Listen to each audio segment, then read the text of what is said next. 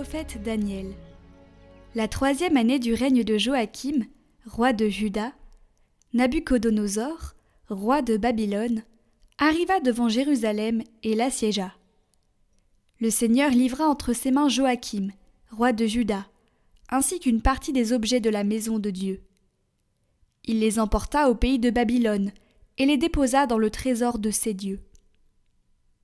Le roi ordonna à Aspénaz, chef de ses eunuques, de faire venir quelques jeunes Israélites de race royale ou de famille noble. Ils devaient être sans défaut corporel, de belles figures, exercés à la sagesse, instruits et intelligents, pleins de vigueur, pour se tenir à la cour du roi et apprendre l'écriture et la langue des Chaldéens. Le roi leur assignait, pour chaque jour, une portion de mets royaux et du vin de sa table.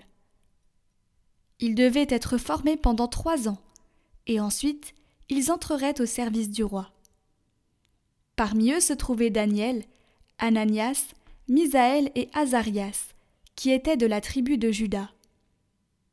Daniel eut à cœur de ne pas se souiller avec les mets du roi et le vin de sa table. Il supplia le chef des eunuques de lui épargner cette souillure.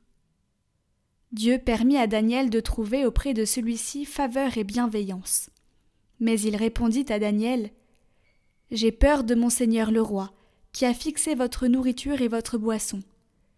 S'il vous voit le visage plus défait qu'aux jeunes gens de votre âge, c'est moi qui, à cause de vous, risquerai ma tête devant le roi. » Or, le chef des eunuques avait confié Daniel, Ananias, Azarias et Misaël à un intendant. Daniel lui dit : « Fais donc pendant 10 jours un essai avec tes serviteurs, qu'on nous donne des légumes à manger et de l'eau à boire. Tu pourras comparer notre mine à celle des gens qui mangent les mets du roi, et tu agiras avec tes serviteurs suivant ce que tu auras constaté. » L'intendant consentit à leur demande et les mit à l'essai pendant 10 jours.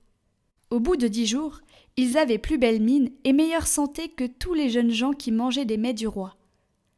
L'intendant supprima définitivement leurs mets et leur ration de vin et leur fit donner des légumes.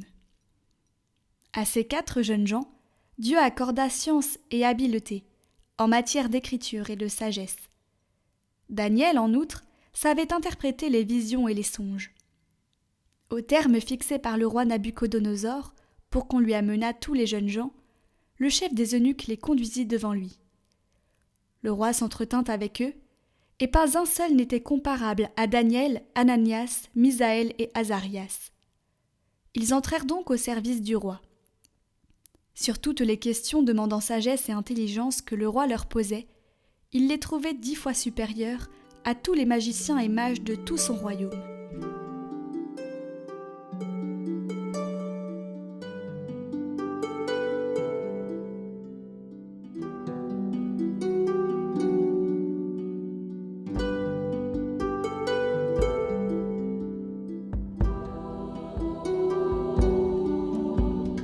Béni sois-tu, Seigneur Dieu de nos pères. À toi louange et gloire éternellement. Béni soit le nom très saint de ta gloire. À toi louange et gloire éternellement. Béni sois-tu dans ton saint temple de gloire. À toi louange et gloire éternellement. Béni sois-tu sur le trône de ton règne. À toi louange et gloire éternellement. Le Saint Dieu fort, Dieu immortel. À toi la gloire. Béni sois-tu, toi qui sondes les abîmes. À toi louange et gloire éternellement. Toi qui sièges au-dessus des kéroubim. À toi louange et gloire éternellement. Béni sois-tu au firmament dans le ciel. À toi louange et gloire éternellement. Toutes les œuvres du Seigneur, bénissez-le. À toi louange et gloire éternellement. Le Saint Dieu fort, Dieu immortel. À toi la gloire.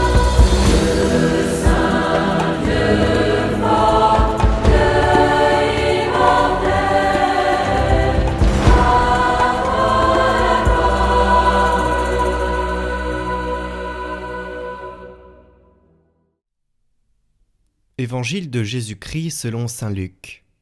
En ce temps-là, comme Jésus enseignait dans le temple, levant les yeux, il vit les gens riches qui mettaient leur offrande dans le trésor. Il vit aussi une veuve misérable y mettre 2 petites pièces de monnaie.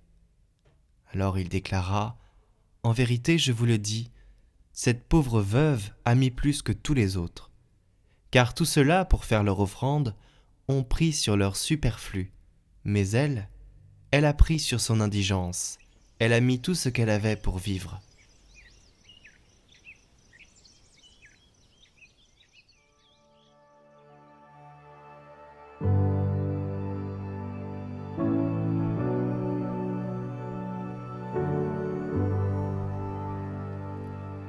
Tout donner parce que le Christ a tout donné. Mon Seigneur Jésus, comme il sera vite pauvre celui qui vous aimant de tout son cœur ne pourra souffrir d'être plus riche que son bien-aimé. Comme il sera vite pauvre celui qui, songeant que tout ce qu'on fait à un de ses petits, on vous le fait, que tout ce qu'on ne leur fait pas, on ne vous le fait pas, soulagera toutes les misères à sa portée. Comme il sera vite pauvre celui qui recevra avec foi vos paroles, si vous voulez être parfait, vendez ce que vous avez et donnez-le aux pauvres. Bienheureux les pauvres. Quiconque aura quitté ses biens pour moi recevra ici-bas 100 fois plus, et au ciel la vie éternelle, et tant d'autres. Mon Dieu, je ne sais s'il est possible à certaines âmes de vous voir pauvres et de rester volontiers riches, de se voir tellement plus grandes que leur maître, que leur bien-aimé, de ne pas vouloir vous ressembler en tout, autant qu'il dépend d'elles, et surtout en vos abaissements.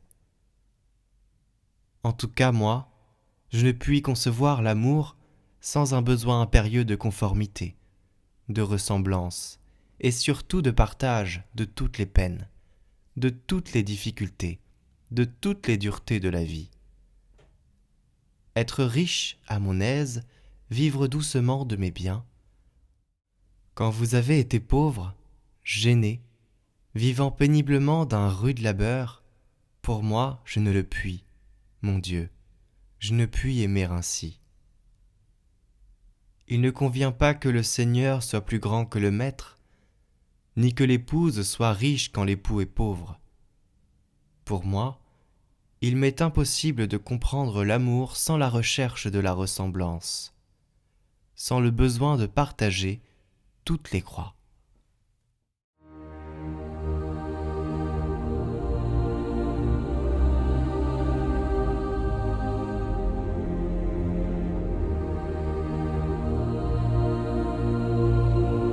Au nom du Père, du Fils et du Saint-Esprit. Amen.